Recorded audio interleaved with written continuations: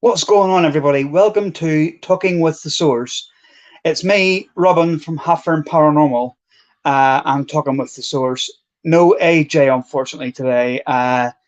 He's got a few things he needs to sort out, so I told him I'd carry it on for him. We have before we bring them on and introduce them, I'm going to give a couple of shout outs to sponsors and colleagues. So, first one is Ghost Energy Drinks. Please check out all the flavors online. Uh, really nice flavors of drinks. Really good. And honestly, well worth investing in. Uh, FCD Ghost Boxes. Our old friend Nigel. He's designing these boxes himself. He builds them himself. Absolutely amazing. Got everything in them that you want. fcdboxes.co.uk. Check it out. We also have Global United Paranormal Foundation, and we have Paratech Laboratories. Honestly, there's big things coming from these people. Big things. Excuse me. Also, can you please check out Parapost Network, which we're part of? Amazing network to be in for connection with other paranormal investigators. Put videos up there, photos, everything you want to do. Absolutely amazing. Really great community. So check them out. I want to give a shout out to our colleagues, Brian J. Laverty at Huntophobia, as well as Paranormal Consultant. Check them out. Night Watchers Australia. Please check them out as well. Absolutely amazing. Global United Paranormal Foundation. Myself at Halfern Paranormal. All these ones, they're all on YouTube, Facebook, you name it, Instagram, whatever. Also, check out AJ at Coventry Circle Paranormal.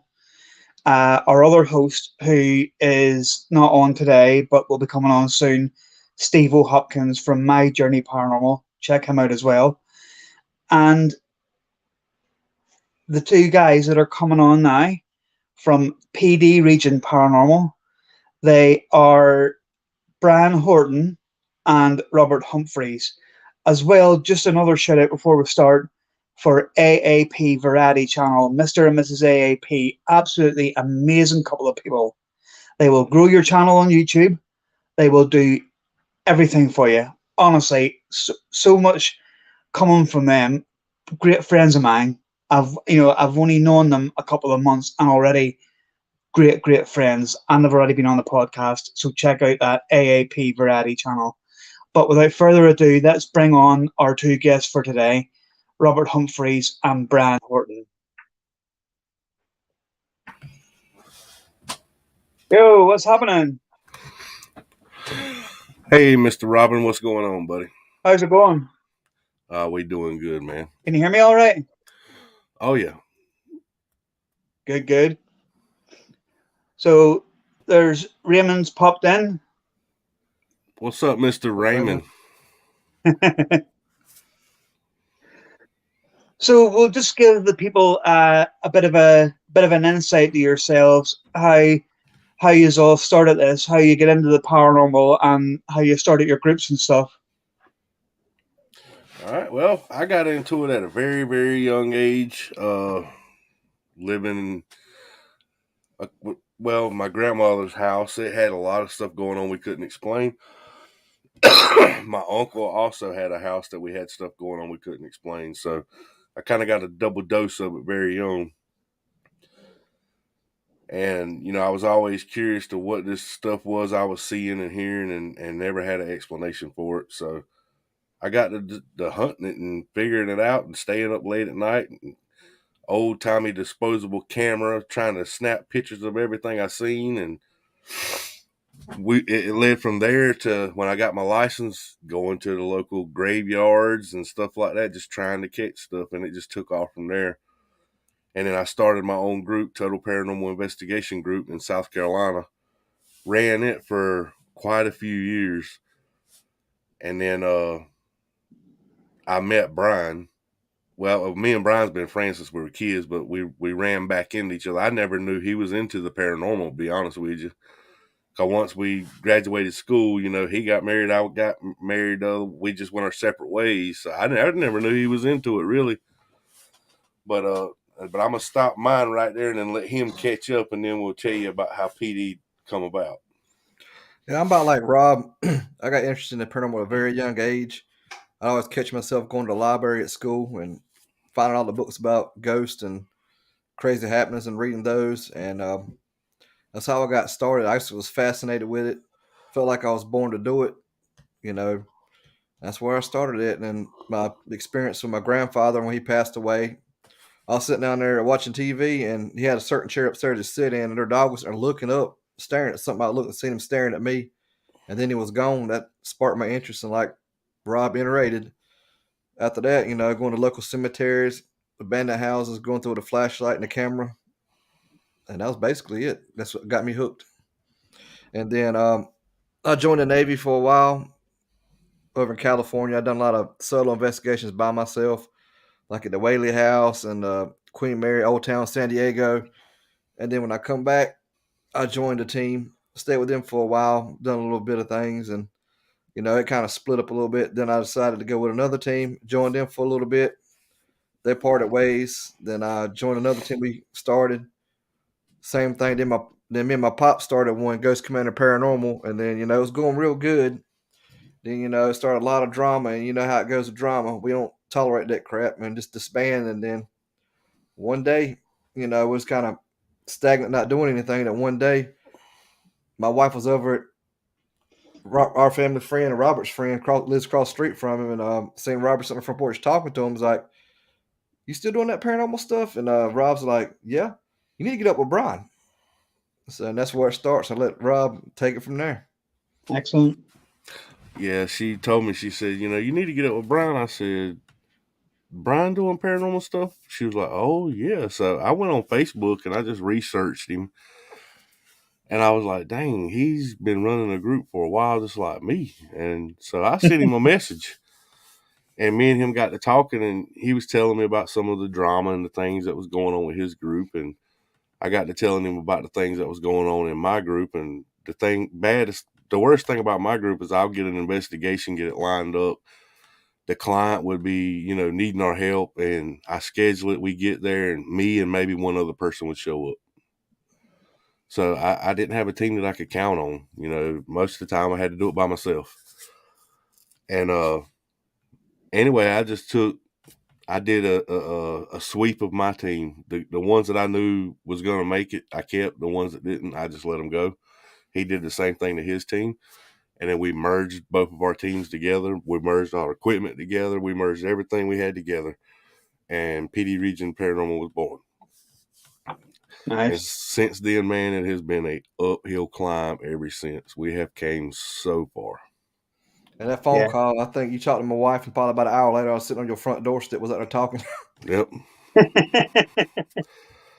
You find that though, but with the paranormal field, don't you? Like, I mean, you know, my team in particular, it's small. My team is literally myself, mother-in-law, and my eldest son. And I was wanting to try and at one point recruit a few more people into it, and then I thought, am I going to be able to rely on them? I know I Yeah. can rely on the other two. There's only three of us, and the thing about a smaller team as well is it can eliminate any noise. That's right. That's right. So, so how did you get into parapost then? I mean, obviously we'll get onto that subject and then we'll move off again. But obviously we're all part of parapost now. But how did you manage to get into that? Actually, we met Brian Laverty through Global United Paranormal Foundation. We had sistered up with Global, and we were doing a lot of things with Global. And Global was running, their podcast through Parapost. And we were talking with Mr. Eldon McInville and Brian James one day in a StreamYard meeting, not live on a podcast, just using it Yeah. for a meeting zone. And they told us, they were like, they were telling us about Brian Laverty, and of course we knew who he was from Paraflix and stuff like that. And they were like, we're gonna have a meeting with him, and we'd like y'all to be in it. And I'm like, okay. So we joined the meeting with him, and we got to meet Mr. Laverty, and I mean, we kicked it off with him, and we pitched we pitched the idea for Paranormal Static to him just to get his a thought on it, and he seemed to like it, man. And he's seen some of the stuff that we could do. He watched some of our videos and joined our group page and our main page and our YouTube page, and he kind of looked at some of the stuff that we offered and we were doing, and he added us in as a editor on the page so we could stream our podcast to it. And we just built a great working relationship with Mr. Laverty and Global now. And actually, me and Brian, are admins of Parapost now. Yeah, it's amazing how it comes about, really, isn't it? I mean, I didn't know Brian personally. I'd joined the Huntophobia group, and then I'd seen something online about, and he was coming to the UK about 2 months ago, Mm-hmm. and I messaged him like I do with anybody like that. I messaged him and said, look, if you're coming over here, I've joined your group on Facebook. I'd love to meet up with you, kind of thing. And he said, yeah, that's fine. Now, obviously, he was tied over here to where he could go and the time he had and stuff like that. And I didn't get a chance to meet up with him. But he actually phoned me when he got back to Canada, and he was like apologizing for it. And, I'm really sorry I couldn't meet up. And, I'm coming over again later in the year and we'll definitely meet up. And it was like, you don't get many people like that, you know what I mean? Who will ring you and say, usually it's like, I didn't get a chance to meet up with him, I'd be all right, you know what I mean? And just leave it at that. But for him to actually phone me, it made you sort of feel wanted, you know what I mean? And then when I found out that AJ also knew him, and then, basically he wanted us also to be part of this. So it was pretty good, really. Yeah. Nice guy, so he is. He is. Yes.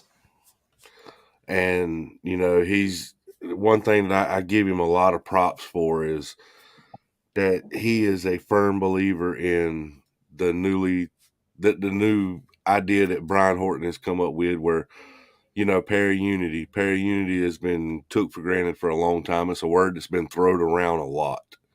Yeah. And, we're changing that. We're going to take para-unity and we're flipping it around into a new word that really means something, and it's para-family. Yeah. Absolutely. There's too much. I mean, obviously, I can speak for over here, but I mean, AJ's told me himself there's too much competition going on. You know what I mean? In the paranormal field, it's all about, subscribers on YouTube and views and who's getting the list location before you. And it's like, if, like AJ said before, if we all got together and pooled all resources together and stuff like that, we would, the whole field would work a lot better. That's right. I mean, if It's anybody, only a really, isn't it? yeah, if anybody who watches our show and your show or any of the people in our coalition, they see all these, they see all the logos at the bottom of our screens.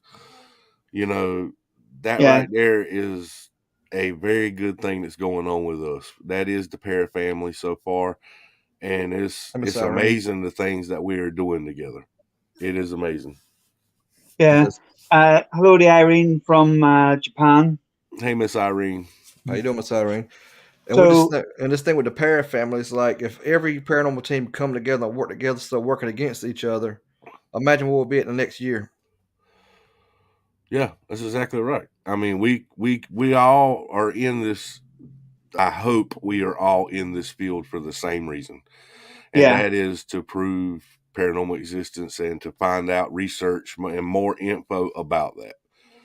And if we all put our heads together, man, and our groups together, and we work together, dude, there's no telling where we'll be in the next 1 year, 2 years, or 3 years, Exactly. One purpose, one goal, the truth. Exactly. I mean, Some people do it for entertainment purposes and stuff like that. It's like it gives everybody a bad name, Yep. and we try and keep it real. And you know like I say, for people who are watching on here, that we've all sort of joined together as one group, Yep. with yourselves and Brian and the other ones, even Night Watchers in Australia. Mm-hmm. We put our resources and put our heads together from all corners of the globe. There, you don't know what you're gonna. You could find out so much, you could prove so much, That's or right. you could even put the field up one more step towards. We're not going to be the ones that's going to you know have a ghost walk up to you and go, ah, But at the end of the day, if we can take it a step further, a step closer, Yeah, that's it'd be what great. that's what our new division is about in PD Region Paranormal. We've teamed up with some of the guys from Global, and we have created Paratech Laboratories. Yeah, And Paratech Laboratories is in the processes right now of developing some equipment that's never been seen before. And me and Brian already get the pleasure of testing some of it out because we want to make sure that it's legit, it's trustworthy, and that it's going to last before we put it out there to everybody else. Because we don't want to just sell another piece of equipment. We're trying our best to create that one piece of equipment that is just going to change the game and get us closer to the truth. yeah. And we are so close with it right now. I can't wait to get it out there. And I can't wait I to get a think hold of one. I think before we put it on the market, the people that's in our little collab, we're gonna send it. We're gonna let y'all test it out with us when we get it done. Yeah, That way, I can get more opinions on it, and if we need to dial in anything on this, we can dial it in before we put it in the public.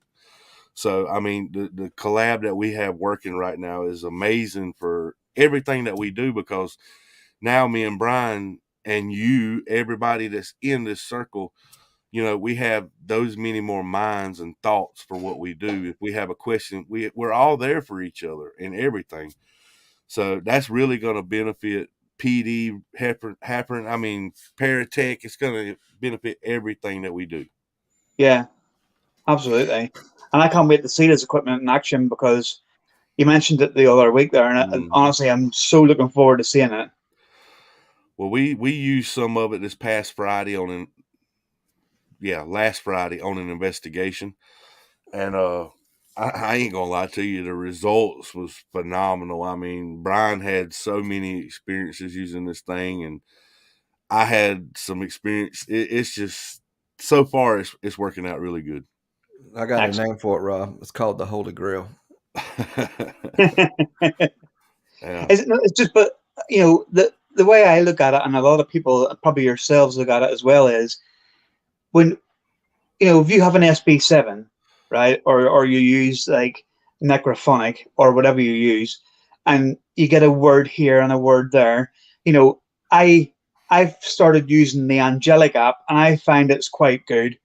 I've started getting like sentences, or like 4 and 5 words all put together on that. right. And I think, if you can get one word on an SB7, or 2 words on an SB7, or you can get a sentence and stuff, you know, at some point, the equipment obviously is getting better and better and better. And at some point, we're bound to be able to almost sit there and have a full on conversation That's right. without getting 1 word answers. And I mean, And see, that's the point to the piece of equipment that we're yeah, working on right now. Everything operates on a frequency. Everything has its own frequency, even the human body. The world even has a frequency. I mean, everything has a frequency. So there's two parts to what we're working on. Number one is the receiving. You got to be able to find a frequency that you can receive on, that they can communicate on without having to have so much energy. Once you hit that receive frequency, well, then the whole nother story begins because now I got to learn to transmit that frequency.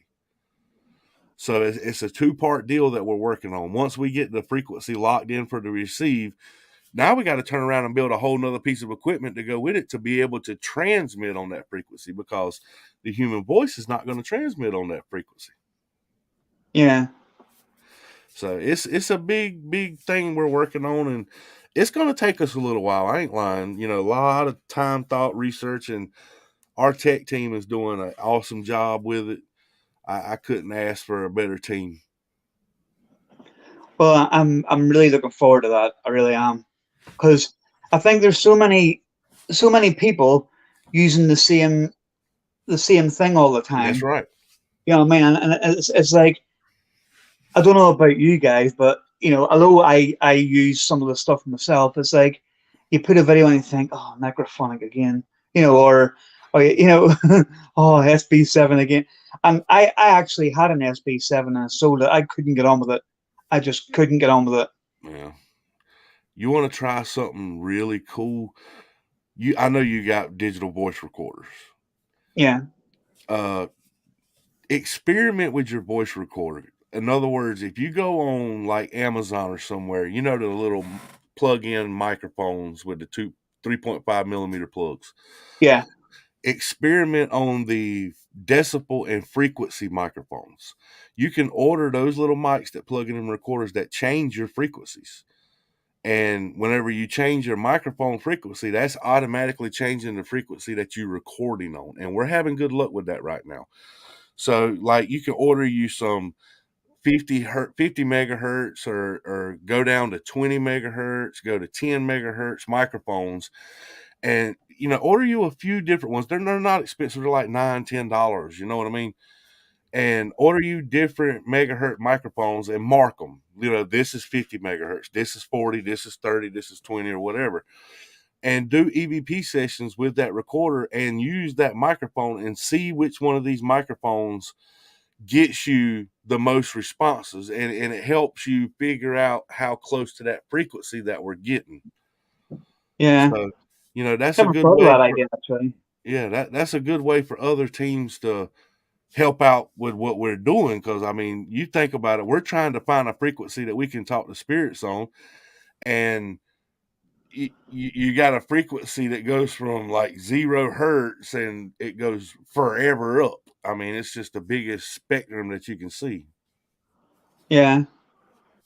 Yeah, because it's like, you know, it always seems that on the frequency that them recorders are set on, it always seems to be, you know, like really, really quiet whispers. Yep. And it's like, who actually knows whether they're actually whispering or not?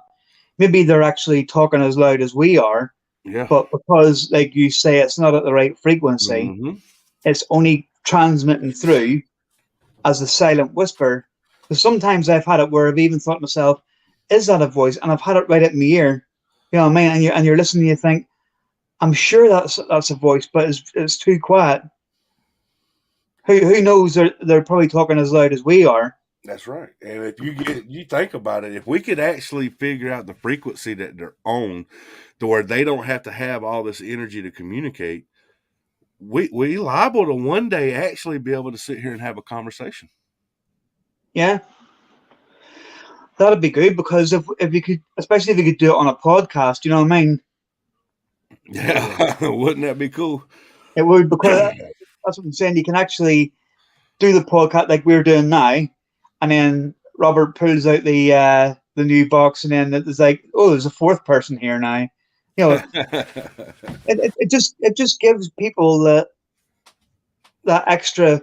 Let's face it, we're always going to have these people who don't believe it. You know Oh what I yeah, mean? every We're always going to have that.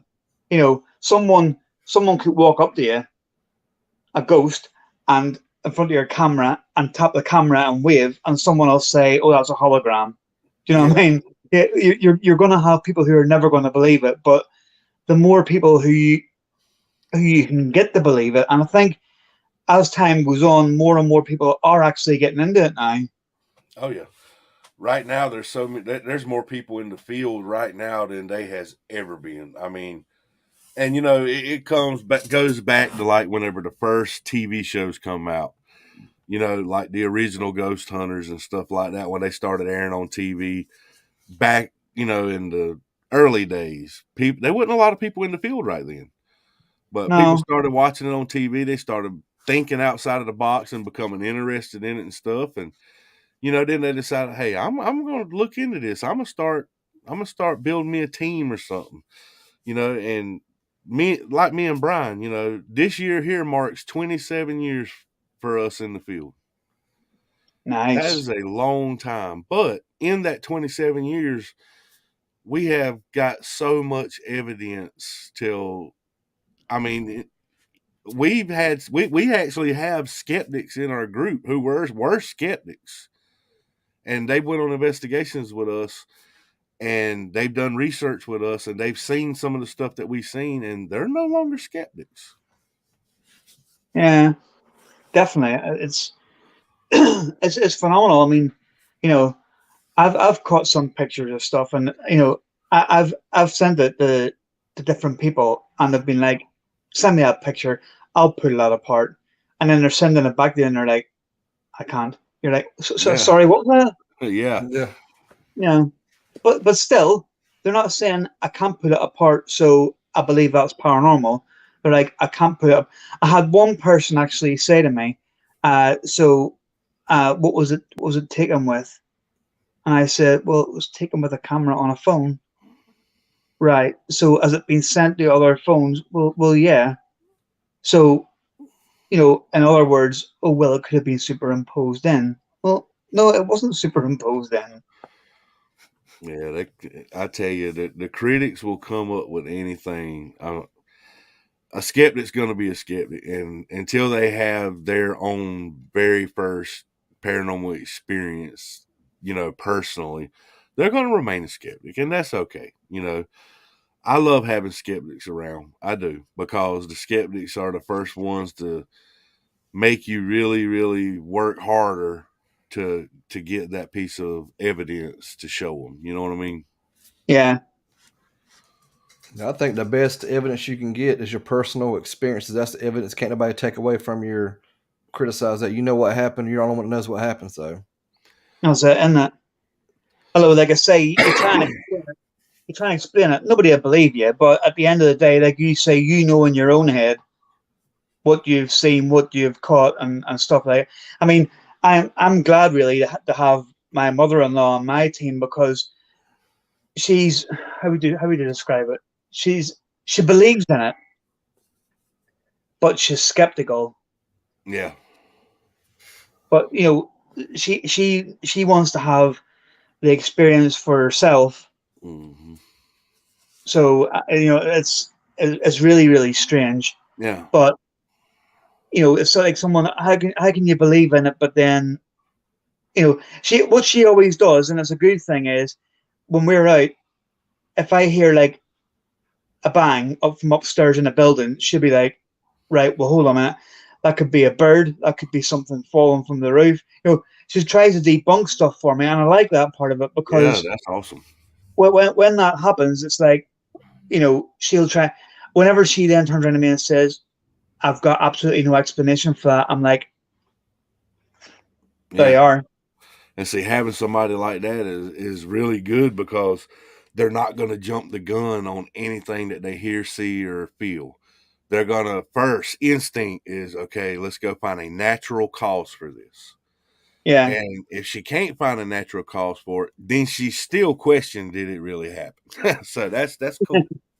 I did, unless you got one like me, for instance. I done Estes the other night. I'm the only one in the building with a camera recording everybody else outside, and on Facebook Live, you hear footsteps walking all through around me and stuff. There ain't nobody up there but me, by myself, sitting inside the room. Nice. Well, what I actually started doing with mine was, when the three of us went out to a location, I tend to try and find abandoned places, like an abandoned house, abandoned pubs, and stuff like that. And what I started doing a little while back, and it actually was going all right, was like a lone vigil at the end. So we'd go around the property, we'd do our investigation and stuff like that. Hopefully, get the activity ramped up a little bit, and then when it came to the end of the investigation, I said to the mother-in-law and the eldest son, right, you two go out to the car. I'll be out in a few minutes, and I would then start another, do it as another, like a lone vigil series, I called it. And then I'd walk around the property again, calling out and stuff, and into all the rooms, and see, because then I know people will turn around and say, "Oh well, how do we know they went to the car?" I know they went to the car. You know what I mean? So if I Exactly. get anything, then that's just for me. Because I don't care if you believe it or not, but I'm in there on my own. Yep, no, it's your experience. They can't take that away from you. So, yep. Exactly. So what about the podcast? How did you get around to starting your podcast that you have? Well, me and Brian was what we were sitting when we started at the beginning, just so it makes sense. Whenever we met Brian Laverty, we had already had the idea in our mind. We'd been talking about it for what, Brian, 2 years, 3 years now. Yep.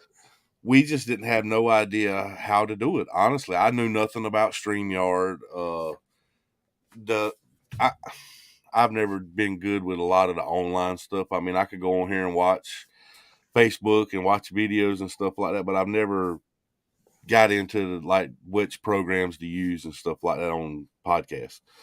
So when we met Brian and Global invited us to a podcast, and then that's whenever I got introduced to StreamYard. And I get to asking them questions about StreamYard, and Eldon them's like, "Well, if y'all want to do a podcast, just let me know. I got an extra seat on my StreamYard. I'll put you in here and you can use it anytime you want." I'm like, "Really?" So I go talk to Brian about it, and I'm like, how we've been talking about wanting to do a podcast? I said, Global's offered me a seat on their StreamYard. We'll be able to, start the podcast that you want to do. And he's like, "Really?" I was like, "Yeah." Well, Brian was like, "You know what? Let's talk to the team about it." So we went back and talked to our team about it, and then we got other members of our team that's like, "Yeah, we want to do podcasts too." So me and Brian said, "Well, let's start the first one, and we'll see how it goes." So we planned Paranormal Static. Brian actually come up with the name for it, and I came up with the logos and the designs and all that graphic stuff. And Brian was like, "Well, what are we gonna do for the show?" I said, "Well, I think for the first show, we're gonna reach out to a really good friend, which was Mike G from the Wreck Chasers." And when we did that show, I mean, within a matter of 3 or 4 hours, the views was 3,000 views. And everybody really enjoyed that show. Mike G's a great guy. And me and Brian, I told Brian, I was like, don't get your hopes up. Those big number of views was probably because of Mike G, not because of Robert and Brian. So we did our second show, 3,000 views. And I told Brian, something's up. We did our third show, 1,000, 2,000 views. And every show we've had has been up there like that.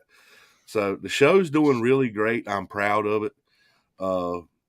We get to get on there and we get to talk about a lot of stuff, paranormal, non-paranormal. We get to meet a lot of great people, and the interaction with the fans in the comments is amazing. And actually, we're in the processes now of another podcast coming in, which Mackinville Ghost Talk started last night. That is our team manager, and Andrew Mackinville. He's the team manager for PD Region Paranormal and a part of Paratech also. And we got another one getting ready to start that's going to really be interesting for you guys. And I haven't said anything about it yet, but I'm gonna put it on Robin's show first, talking with the source. They are. Paratech Laboratories is getting ready to come out with a podcast that is called Tech Talk, where they're going to show the equipment in the field that everybody's using, and they're going to break that equipment down, and it works or it don't, and they're going to give their opinions on it, and they're going to show you the flaws behind it, like a K2 meter breakdown, the do's and the don'ts of the equipment and what you have to pay attention to when you're using the equipment. So that's going to be a very good show from Paratech. I'm looking forward to that one. So yeah, and me and Brian, we enjoy Paranormal Static. That's mine and his little thing. We love it, and we will be backing up from Paranormal Static just a hair, because I want to get the rest of my team involved. So we might have some hosts changing. Me and Brian run a couple shows, and then my lead investigator and somebody else take over and run a couple shows. You know what I mean? Yeah. So it's gonna be awesome. Yeah. I think I don't know about yourself and Bram, but I think you get the bug for it, don't you? When you start doing it, You because do. yeah, Yeah. it's like AJ said to me about it when I first met him, and he was like, I'll get you on the podcast as a guest," and I was like, right, okay, I've never done one of these before. And he was like, "No, I'll bring you on. I just ask you questions and stuff, and you just answer them." And I was like, right, okay. So then he brought me on as a guest and done the podcast, and after it, and I thought that was pretty easy. That was just on talking with a mate. You know what I mean? It wasn't like you were being grilled by the police or anything. You know what I mean? Right. And then he was like, "Well, why don't you come on as a second host, or it was a third host at the time?" And I was like, "Right, okay, yeah, I'll give it a go." So then I thought I took it on myself. We have this bit of a joke, me and AJ, because he says that I started taking it too serious because I thought to myself, well, I need to start doing something because he's giving me a chance to be a co-host, so I need to sort of earn my money as I speak. Right. So I started messaging all these people, you know what I mean? Paddy Negri and all these different paranormal ones and stuff. And all of a sudden, this one day, I got this message back from Paddy saying, "Yeah, I'll come on." And I thought, "Whoa!" So I said to AJ, and he was like, "No." I was like, "Yeah, yeah." She said she'd come on, and right up, I kept in contact with her, booked the date and everything. And it came to that day, and we went on just before we went live, like we did today. And I thought, she ain't gonna turn up. This is gonna make a real laughing stock of me. Next thing, she popped on, and I thought, wow, it actually does work. So then I just started like messaging like dozens of people. You know, and I've got us booked up to the middle of July now. But Yeah, that's awesome. that's one thing I did want to say to you about the Wraith Chasers, because I've messaged a few of them, but I never heard back from them. But I know obviously they're busy. Yeah. Well, they were over in the UK and they're getting ready to go back to the UK. They're doing some filming over there. Right. And if I'm not mistaken, when are they going back to the UK, Brian? Ain't it next month? Hold on, I'll find out for you real quick. Like, let's see. Whenever they're on their UK tour over there, it's hard to get in touch with them. Yeah. Yeah, no, I understand that, you know. I just thought I messaged them and just thought, well, they'll get back to me at some point, you know what I mean? Yeah. Well, they're back now. It looks like they're in Gallatin this weekend of May 28th, which tomorrow. Yeah. If you want to get up with them, I suggest probably just send Mike G a message on Facebook. I've sent him one, and I've sent Chris one. Yeah, Chris don't get on Facebook. I tell you that now. He has somebody else running it. He don't even get on it. Yeah. Now Brandon does, and Mike G, he does, but Chris, he's not a Facebook guy. He's So more of a Twitter guy. How did you first manage to meet up with them and stuff? The Enigma guy Con. named Chad. Well, yeah, EnigmaCon was very first.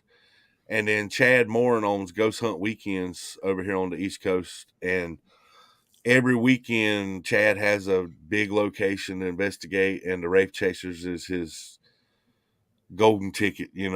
They up front of the events, and they host everything, and you get to come in and meet and greet with them, buy merch from them, and then investigate with them all night long. But we met them at EnigmaCon at St. Albans for the first time. They had a booth set up in St. Albans. And we just went over there and started talking to them, and everybody went on a tour. Well, they didn't go and we didn't go, so we just kind of sit back with them, and we had a conversation with them, and we clicked. Everything got along, and next thing I know, we investigating together and keeping up on social media. And whenever they have events close to mine and Brian's area, we do buy tickets and go to support them and investigate with them and just help them out.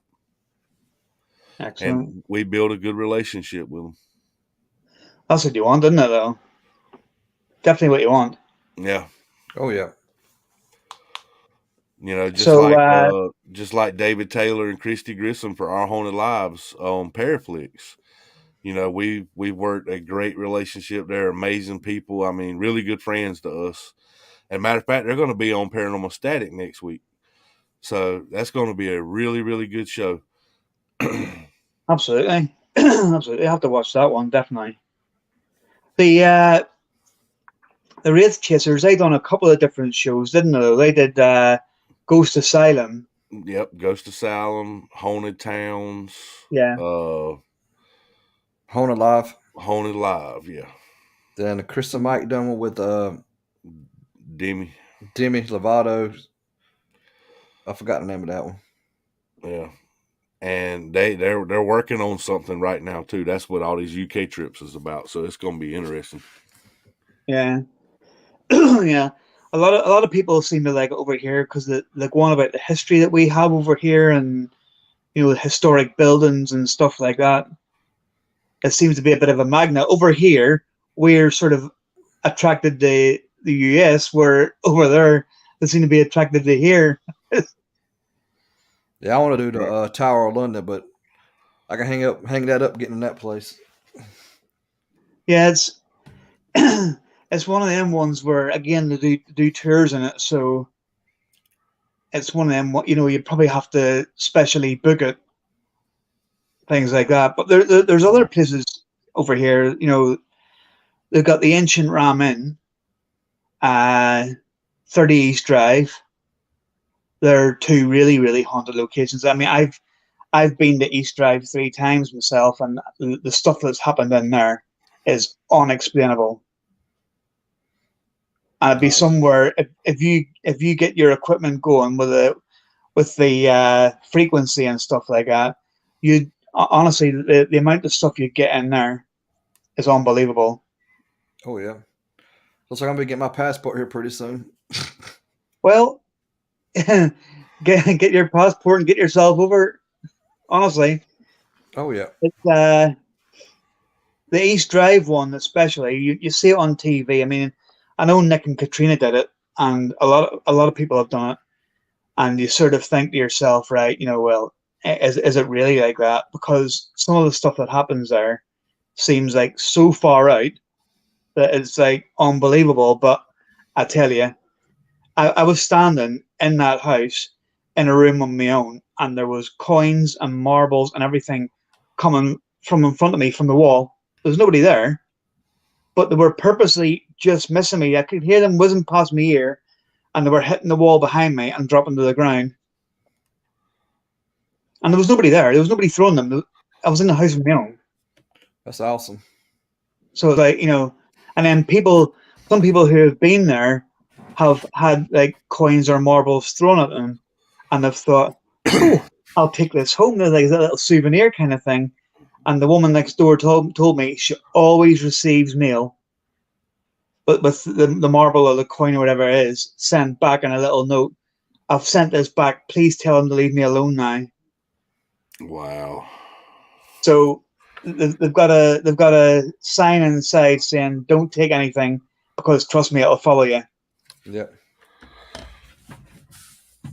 But you must have places like that over there, Oh like yeah. really haunted places like that. We do. There's a ton of them. I mean,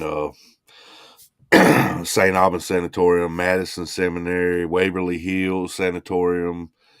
The list goes on and on. Bobby Mackey's. I mean, there is a lot of places over here. Yeah, Bobby Mackey's is on my bucket list. Yeah, you need to Bobby come Mackey, over. You need to come over and tag team that with Pee Dee. You'd enjoy that absolutely, one. absolutely. And the Winchester Mystery House. Yes. Oh yeah. I want to do that one. I've done the Queen Mary. That's pretty fun. Yeah, I want to do the Queen Mary as well. And we ain't been too long. Did the USS Battleship in North Carolina. That Right. was cool. So, what would you say has been your favorite location you've been to for both of you? St. Albans, I should say myself because we get so much activity there. I like St. Albans. St. Albans is always on the top of my list, and I guess another one that would be on the top of my list probably the USS North Carolina Battleship. Yeah. I had a real good time there because I had a lot of interaction with me because I'm a prior sailor, and I could use the lingo and got quite a few good responses. Excellent. Excellent. And I ventured off on that investigation solo, just me and a camera, and I had some really, really good personal experiences at the battleship. I really enjoyed it. I never felt nothing negative or anything like that. So I was able to really get in there and investigate and pinpoint on certain topics that I wanted to try out and test theories that I wanted to test. And man, I had a really awesome time at the battleship. And, we teamed up with Our Haunted Lives from Paraflix on the battleship. So me and David Taylor did some experiments together, using flashlights and K2 meters because everybody's trying to debunk this and debunk that. So, instead of using just a K2 meter and having that K2 meter to light up, I was like, you know what, we're going to try something. So I set up one K2 meter here, and then about 8 feet away from it, I set up another K2, and I let the spirits understand what I wanted. That this K2 right here means yes. So if I ask you a question and it's a yes, this is the one I want you to light up. But if it's a no, then this one down here is what I want you to light up.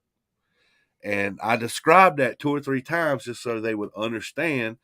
And we set the cameras up on it, and I started asking questions. And I'm not even lying to you. I was getting yeses and I was getting nos. I never thought of that idea actually. That sounds like a good one. I'll have to put that one to Yeah, use. put it to use. You got to think outside the box because I'm not a firm believer in a K2 meter. I'm not going to lie to you. I'm not a believer of a K2 meter. It's a good piece of equipment, but it's got so many variables that you have to pay attention to. Cell phones, walkie-talkies, power sources, you got to pay attention. But doing experiments like this, and I got a yes and I got a no, and I'm asking questions and I'm getting answers to it, that was pretty cool. So little Yeah. stuff like that we got to test out. See, I'm not 100% with the K2 meter either, but I think that I tend to believe it more if when you go into a certain area with it and you're going to set it down, whether it be on a table, the floor, whatever you do, Exactly. and if you put that down on that floor and that just stays at green and doesn't flicker at all, to me, if you start asking questions and that moves, well, to me it has to be responses because it's not moving of its own accord. If you set it on the floor and there was some kind of a power source near it that was making it flicker all the time, then you say to yourself, well, then obviously I'll move it somewhere else. But when you get it to an area where there's literally nobody there, there's nothing there, and you set it down and there's no activity on it, and then you ask questions and it starts flashing, to me it's like, well, it has to be really. I tell you an experiment that you can do. I know you got other EMF meters other than the K2. Whenever you set your K2 out and you set it down wherever you're going to leave it, take like your 822 EMF meter or one of your other EMF meters and put it directly beside that K2 meter. That way, whenever that K2 meter's flashing, you can look down and see how many milligauss you're getting on another EMF meter, and you can compare them together. Because if the K2 is going off, but you got an 822 or you got a tri-field sitting there and it's not getting anything, is the K2 functioning properly? Yeah. That's a good Yeah, way I, to test it out. I had a K2 like that. I had to end up getting rid of it because when I turned it on, it went up to like the middle amber light, and then it just sat there, and it wasn't going down, it wasn't going up, no matter what you asked. It probably had a burnt transistor resistor in it. Yeah, You see a lot of teams here lately when they're doing filming, they be walking around holding the K2, moving it like this, looking for stuff. But don't realize if you jerk that K2 a little bit, it's gonna spike it and make it go off. yeah. And it's not only that, but if you have like say like you said, especially if you're filming on a mobile phone, so you're holding your camera, and then you put the K2 beside it, show it on camera, and the K2 goes off, it could be your phone that's setting that off. Yep. And usually when we filming it, when the K2 is actually going off, if I'm in the back, the K2 probably about 10 feet from me, I'll zoom in with my camera so they can see it. That way I know I'm not getting too close to it, setting anything off. Absolutely, absolutely, definitely. It's, I mean, I'm not a like I say, I'm not a big fan of the K2. Uh, I like getting responses, voice responses and stuff like that, and I like getting things like you know, I want to get things happening to me. Now, I don't want obviously to get hurt over it, Yeah. and I know that people aren't gonna necessarily believe you, But if I'm standing and I have my arm out and I say, "Come and touch me," and I feel something touch my hand, like we spoke about before, Yeah. people will say, "Yeah, well, how do we know something touched your hand?" But like you said, the experience that you have doesn't matter what anybody else thinks. Exactly. It's yours. They can't take it from you. Yeah. The only other thing I was gonna say to you was that I bought this. I'm trying to think of what it's called now. I don't even know. It hasn't worked for me yet. I've only used it a couple of times. Uh, I think I'll. I don't even know whether it's there or not. It's like a. What does it call it? It's like a fluorescent light bulb, but it's got colored LEDs in it. Hmm. And you hold it at one end, there's nothing. But when you hold it at the other end as well, so there's a constant circuit going round, it goes off. So I've stood in an abandoned building with this in my hand on one and held my other hand out and said to them, you know, come and hold my hand and grab the other end of this. To me, if that was to go off, it has to be, it can't go off on its own, Yeah. but I haven't had any success with it yet. It sounds like it's kind of like one of those phasma balls where you touch it, electricity goes through it, and I've you got one hold of it. those as well, yeah. And it's using the conduct between you and that to touch. So yeah, that'd be pretty cool to have Yeah, that go off. definitely. But I'm just trying to think of where I put it or will show you. Um, I'm not sure. I have to have a look for it, and I'll dig it out and bring it to the next meeting we'll have. But it's I seen someone else trying it out, and I thought I'm gonna get one of those, and it was something like seven or £8 an hour money, probably I don't know, maybe about $10, $11, and I thought, well, it's not that much, I mean, I'll try it and see because you have to have the circuit going. If the circuit's broke at all, it won't go off. So if I'm standing holding that in one hand and holding my other hand out and asking for that and that goes off, whether people believe it or not, to me, I've got something there. Exactly. I tell But you something else that we're trying. Brian don't even know about this yet. My tech manager called me. You know how we're using the little cat balls? Yep. Well, he got to thinking, and if you go on Amazon and you can buy a beach ball that has the same setup as a cat ball. Hot damn. So he ordered a couple of those beach balls that's got the motion activated lights inside of the beach balls. So that's going to give us, something bigger to test out and play with now. yeah, that's quite a good idea actually, because sometimes them cat balls, with them being so small, Mm-hmm. people will say, "Oh, well, someone's moved that." Well, no one's moved it, but you're wanting to bring that something else to the table, aren't you? Yeah. And plus, with a beach ball, you don't bust your ass on a beach ball like you would a little cat balls. Accidentally step on them in the dark. Damn it! I've only got one left. So what other kind of equipment are you thinking about uh, having to look at designing then, apart from the frequency box? We're working on a new style REM pod right now. We've already got a prototype out for it, and the proto style REM pod is actually going to be a REM pod, a mil meter, and a laser grid all in one. Nice. So we got a lot of different things that we're trying to, just like the full spectrum. We're playing with full spectrum cameras and trying to do some things with full spectrum cameras. We've actually come up with a lens that you can clip onto the back of your cell phone and turn your cell phone into full spectrum. Nice. That'd be a big seller because a lot of people would go for that. Yeah.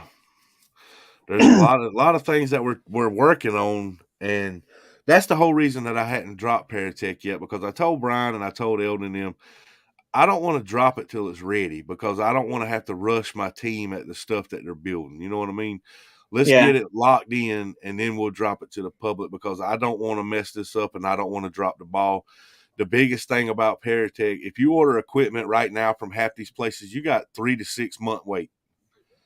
I don't want that for Paratech. I want us to get enough stuff built and backstocked to where if you order something, we can have it to you within a week. yeah, absolutely. And then, for us to sell like in the UK and overseas and stuff, there's certain rules we have to follow. Just like some of the equipment you buy over here, you can see the wires coming out of it and stuff. It cannot be sold over the UK and stuff if it's got exposed wiring. So there's certain things that we're having to tighten up just to get it overseas. Yeah. Do you know what I was going to ask you though?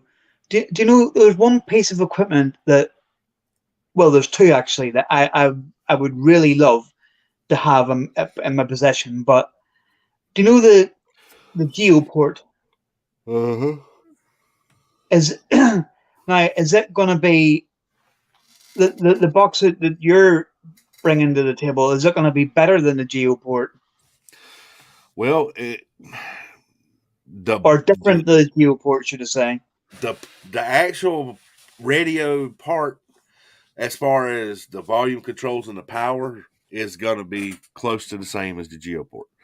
But the actual receiver part is going to be totally different, because the Geoport, it scans AM, FM radio frequencies. Yeah. Ours is not. Ours is going to be scanning shortwave military band and shortwave radio frequencies. We got one that'll scan extra low frequencies and extremely low frequencies. So we're going to be in a different spectrum than AM, FM radios. Right. AM, FM radio, that's like 88 megahertz to 107, 108 megahertz. Yeah. I'm going way below the megahertz spectrum. I'm going into the hertz spectrum. The human body operates on a hertz from 1.5 to 10 hertz. Well, 0.5, I'm sorry, 0.5 to 10 hertz is where the human body operates. In other words, if you had a machine that could communicate on that hertz, and they use that medically to make nerves jump and muscles jump and stuff like that to manipulate the human body. There's certain pieces of equipment that can use that frequency to do that.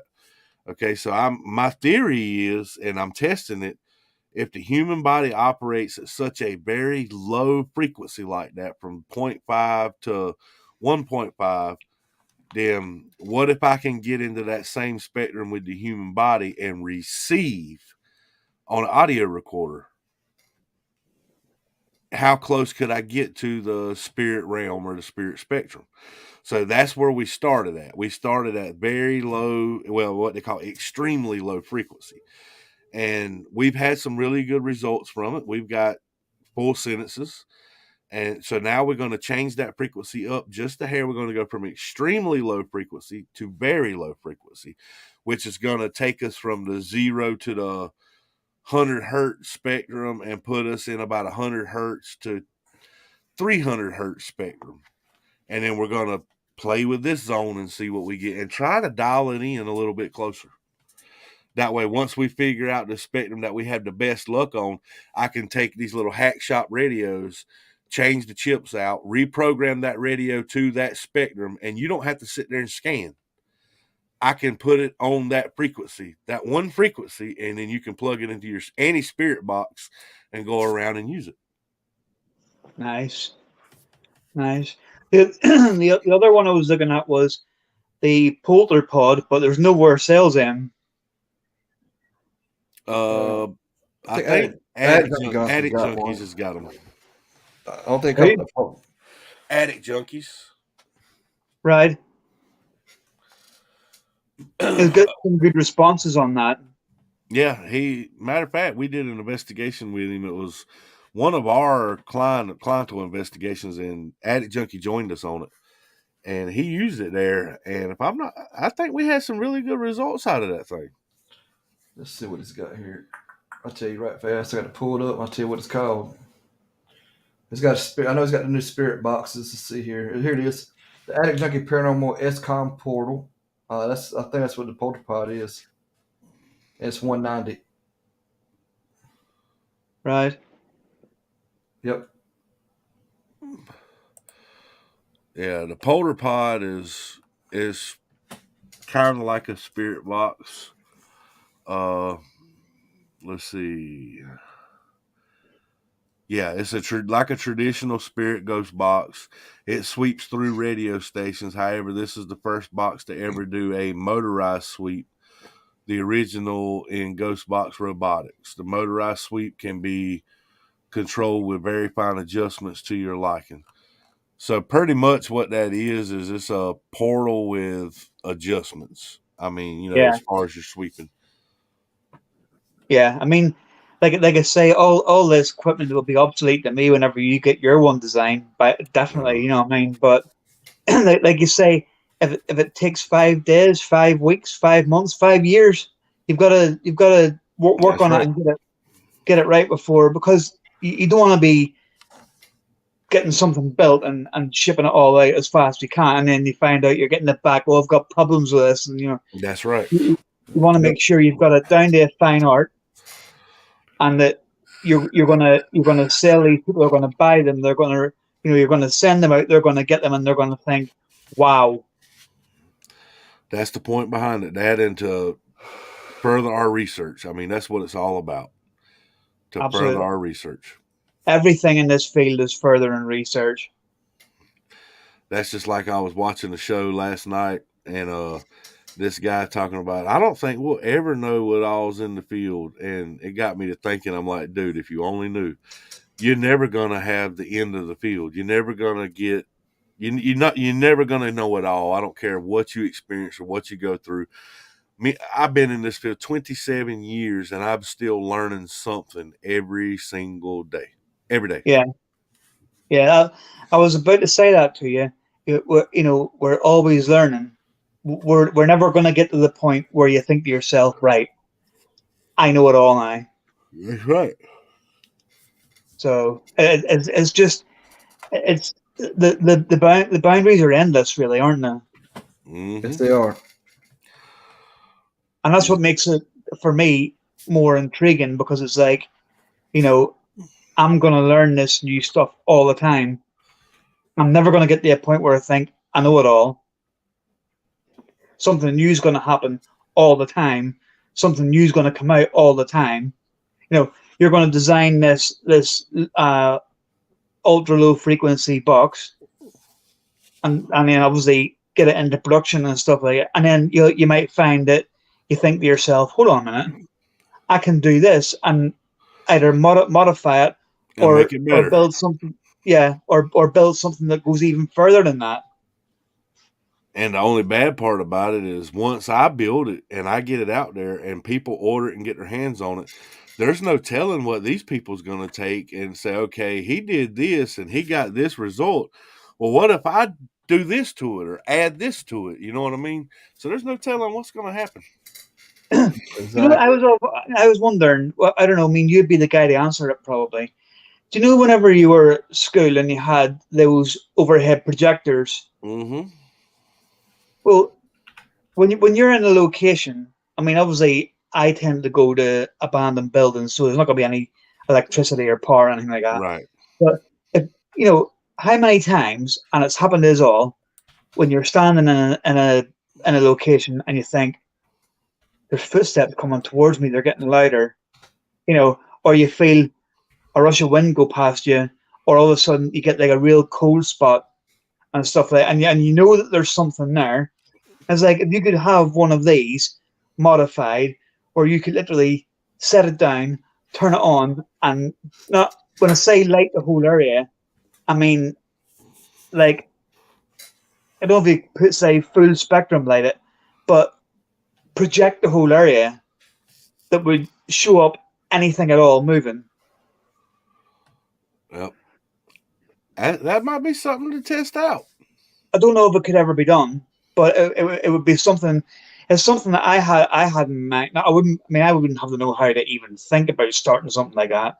But it's like it's one of those things that I've done before when we've been out somewhere, and I've said to the mother-in-law or my eldest son, I've said, "Can you hear them footsteps?" And they're like, "Yeah," and I'm like, "Yeah, there's something coming towards me," and then I feel a gush of wind, but they don't feel it, and I'm like, something just walked past me, and they're like, "Well, how do you know?"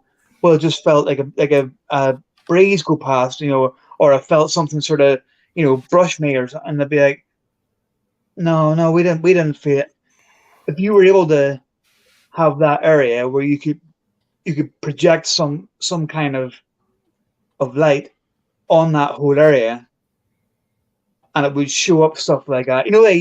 It's probably best trying to describe it with the ultraviolet light when you take it into a hotel room and you shine it on the bed, and it shows up any stains and stuff like that. And what I mean, you light the whole area. If you had something like that on a projector that you could project, That'd be I mean, awesome. yeah, you get great results on that, because if there's something moving about in there, it should technically pick it up. Yeah, I tell you something else that we're working on. Brian, he had this idea himself, and I'm putting it to reality. You're on an investigation and you get a draft.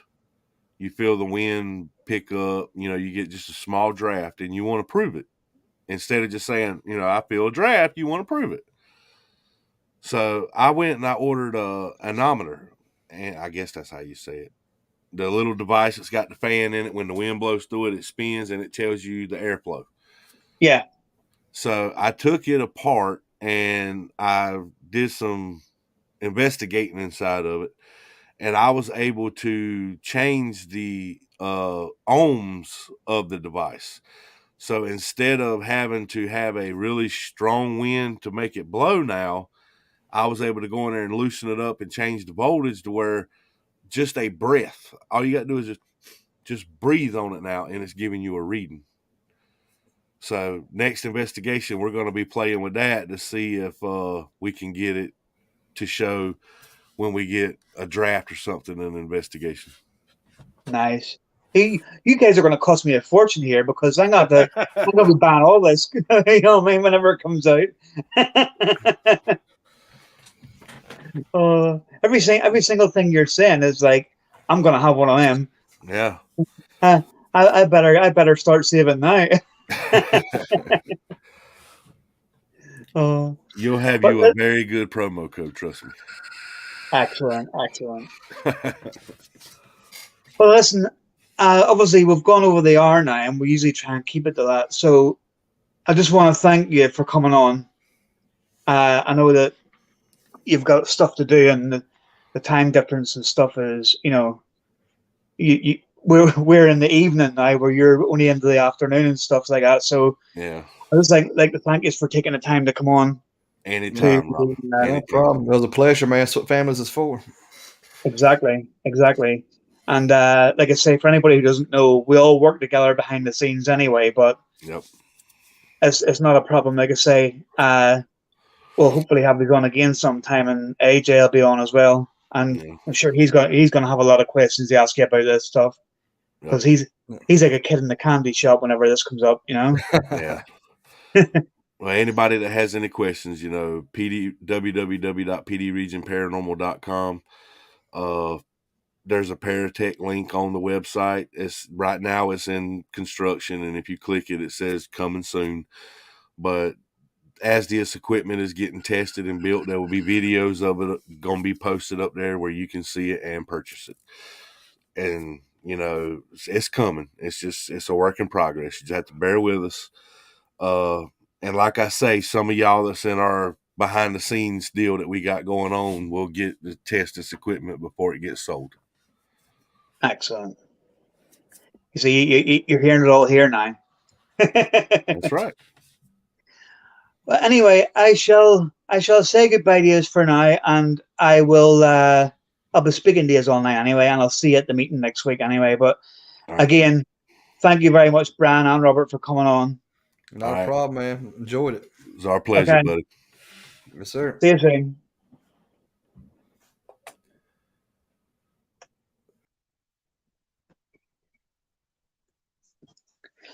Well, I hope you all enjoyed that. Two fantastic guys, absolutely, honestly, like brothers to me. They've they've took me in to their group, and they've treated me with the utmost respect. And I can't ask for any more. They're there if I need anything. Uh, Robert himself was actually kept sending me thumbnails and logos, and he was like, "What about this one? What about this one?" And I was like, "Wow." In this field, it's sort of like you're on your own kind of thing, but not with these guys. These guys, we've got a really strong group here, and I tell you, we're going to be going places. So I'm going to love yous and leave yous as well. Keep watching. We're going to be having roughly about 2 podcasts a week at the minute because we're having a lot of interest in this, and we're trying to do it where instead of booking people for like months away, we're trying to do it where we can try and squeeze 2 a weekend. So there will be a lot more to come, a lot more guests, some returning guests as well. But I just want to say I want to thank everybody. I want to thank our sponsors. I want to thank Brian John from Power Post. Honestly, if you haven't signed up for Power Post, sign up for it. It's amazing. But it's been Robin from Halfern Paranormal and Talking with the Source, and we'll see you soon.